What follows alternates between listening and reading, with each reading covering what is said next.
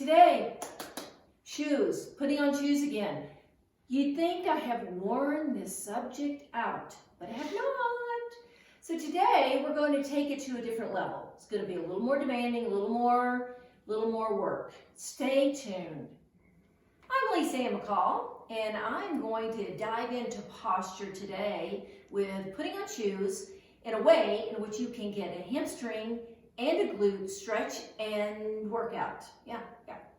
And if you do this every day, just imagine how much easier it's going to be when you go to the gym and you want to do it, and because you're doing it every day.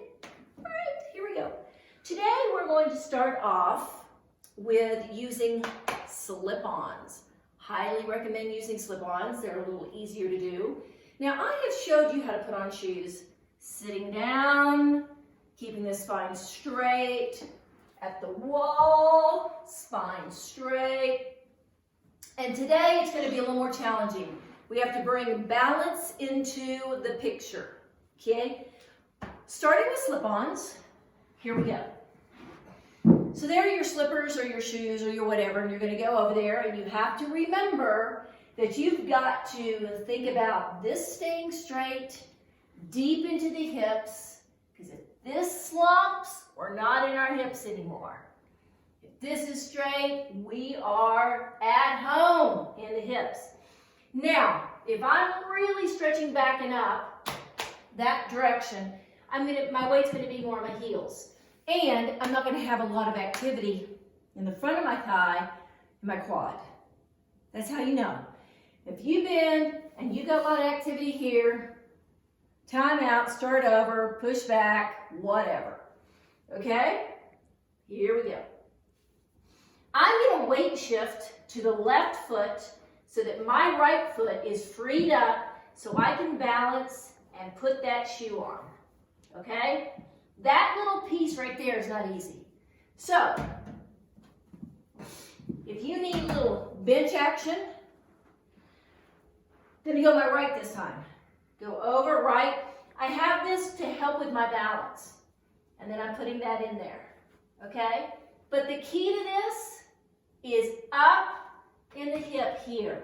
The key is, because see, it's really hard for some people to pick up this leg and not have your butt tuck.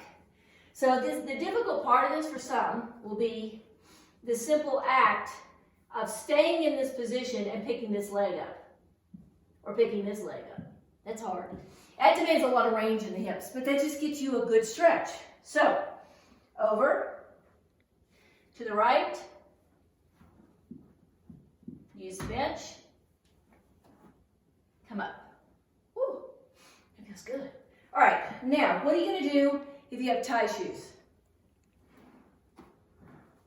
Tie shoes. Okay. It's harder, more workout. Okay, here we go. Put them down. Now, this one, I'll do the same thing. I go over to my left, pick up my right foot, balance, balance, balance. Put it down, bend my knees a little so I can get my bottom up. Tie, tie, tie. Got it? Now, go over. You may need to use this. Balance, balance, balance. See, I'm balancing. Then, bend your knees a little, bottoms up more. Tie, tie, tie. You will get a great workout and then a little blood flow to your head. Woo! I've got a cold, so that gave me a little dizzy. Then, you should feel more upright after that.